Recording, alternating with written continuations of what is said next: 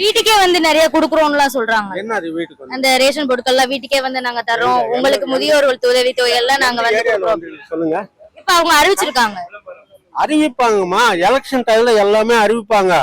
அது பேப்பர்ல நியூஸ்ல தான் வரும், உங்க மாதிரி நியூஸ்ல தான் வரும், அறிவிப்பாங்க. ஆனா எந்த இடத்துக்கும் வராது அது. எந்த இடத்துல லஞ்சம் இல்ல சொல்லுங்க. ஒரு இ சேவைக்கு போனா அங்க ஒரு 100 ரூபாய் கொடுக்கணும். நான் ஆதார் கார்டு மாத்தணும்னா ஒரு லஞ்சம் கொடுக்கணும். நீங்க வாங்காம வந்து செய்வீங்களா? ஏதாவது இலவசமா வேலை செய்வீங்களா? ஒரு கவர்மெண்ட் ஆபீஸ் போனா கை இந்த பேப்பர் இது பண்ணோம்னா அப்படி போடுவான்.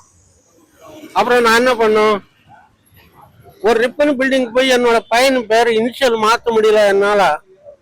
3 மாசம் சுத்தினேன், அழுதுட்டேன். என்னோட வயசு கூட பார்க்கல, பேப்பர் தூக்கி அப்படி போட்டார் கவர்மெண்ட் ஆபீசர்.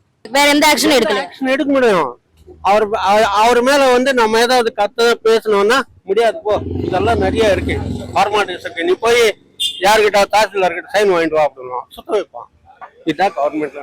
எனக்கு மக்கள் வந்து நல்லா தெரிஞ்சுக்கிட்டு நல்ல உண்மையான ஒரு மனுஷனு ஆட்சி கொண்டு வராங்களோ அன்னைக்கு தான் நம்ம இந்தியாவே நல்லா உருப்படும்.